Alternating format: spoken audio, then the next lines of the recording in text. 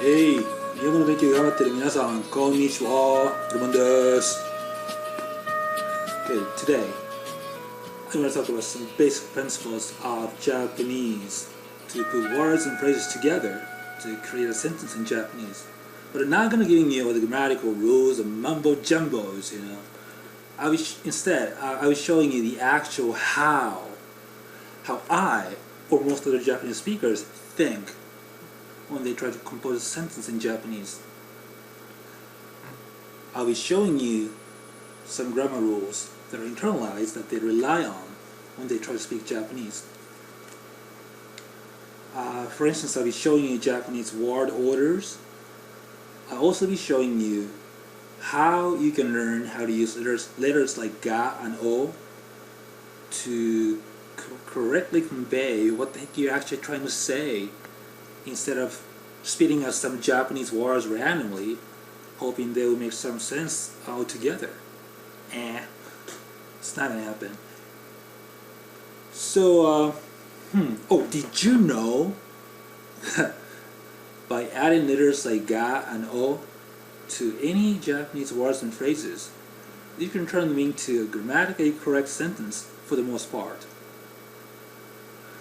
So this approach may be a little different from what you're used to in class or from a book, but this is what Japanese speakers actually know and do when they try to speak Japanese, try to compose a sentence in Japanese.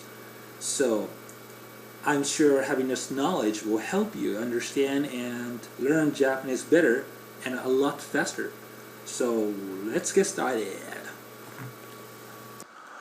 When I say something in Japanese, especially when I try to describe an event in Japanese, I usually try to say things in these orders. いつ、どこで、誰が、何を、どのように、どうした。In other words, they are when, where, who, what, how, and action, which is of course a verb.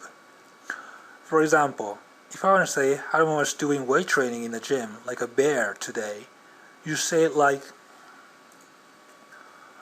when, today, where, in the gym, who, Haruman, what, weight training, how, like a bear, action, was doing.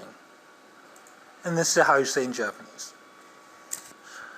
So instead of saying Haruman was doing weight training in the gym like a bear today, you say like today in the gym, Haruman weight training like a bear was doing.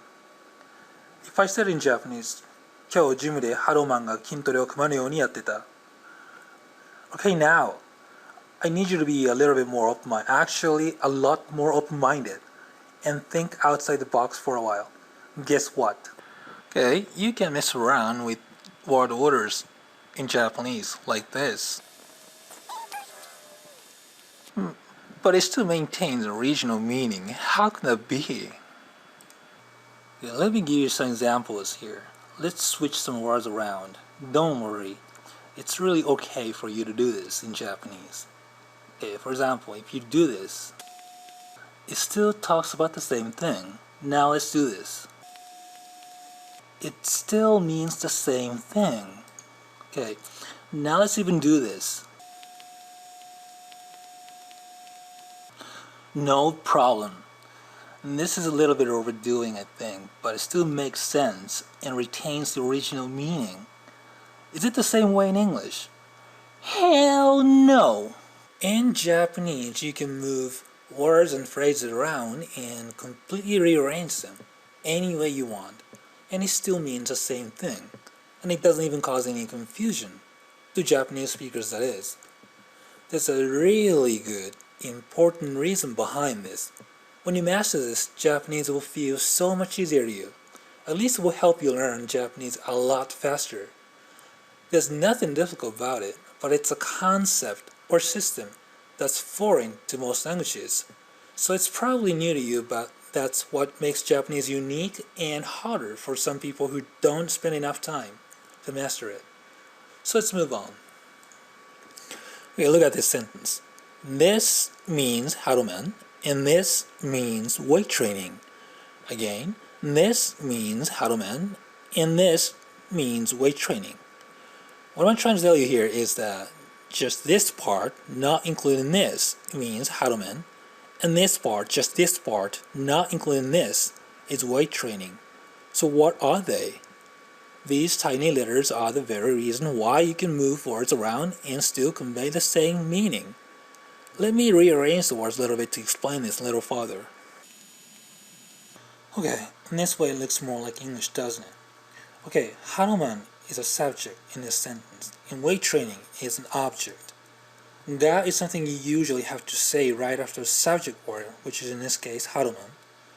O is something you usually have to say right after an object word, which is in this case kintore. Okay, by adding ga to haruman, you can turn this whole thing into a subject. In English, you usually do it by placing the word right at the beginning of the sentence. Okay, let's move on. By adding o to kintore, you can turn this whole thing into an object. In English, you do it usually by placing the word right after the verb. Okay, so in English, you say haruman first in order to communicate that haruman is the person who is doing the weight training. In Japanese, you do it by saying ga right after haruman. In English, you say weight training right after was doing in order to indicate weight training is something haruman was doing. In Japanese, you do it by saying o right after kintore. It's not the position of the words that are important in Japanese. It's these letters like ga and o that are important for conveying who's doing what or what's doing what correctly in Japanese. Since you don't use these letters in English, you would definitely have to spend some time learning how to use them properly and practice until you get it right. I suggest you try this. Okay. Start adding these letters like ga and o, even when you speak or write in English. Good idea, huh? For example, when you say this sentence, add ga after haruman and add o after weight training, just like you would in Japanese. So say it like haruman ga was doing, weight training o. You're not totally speaking Japanese yet, but you're saying the most important parts in Japanese. This is a huge milestone that you're going to have to accomplish even before you start thinking about gaining more vocabulary. Let me give you more examples. Haruman was eating meat. Okay, let's add ga and o to this sentence. Okay, ga, o. Okay, haruman ga was eating meat. O. Okay. Now let's look at this sentence. Okay, instead of saying haruman saved your life, why don't we say haruman ga saved your life? Oh. Okay, let me give you some more example sentences here so you can see a pattern here. So pause this video here and practice saying these English sentences together with ga and o. Okay, so keep doing this, alright, until it becomes your second nature to say ga after a subject word and o after an object word. Okay? Once you come to the point though where you start feeling the urge to say ga after a subject word and o after an object word, then you're ready to start shuffling the words around. When you do that, you can be flexible, but try to follow standard Japanese word orders for the most part. Okay, I hope you got the idea and how important it is. Remember, when you define who's doing what and what's doing what, you use letters like ga and o in Japanese, where in English, you define them by word orders. This is the very reason why you can move the words and phrases around in a sentence in Japanese without changing its meaning.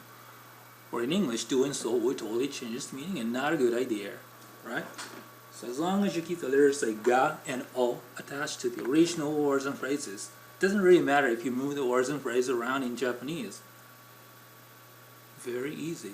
Alright, so that's all for now. This is Fighting Shiroka Haruman. Thanks for watching. Until next time.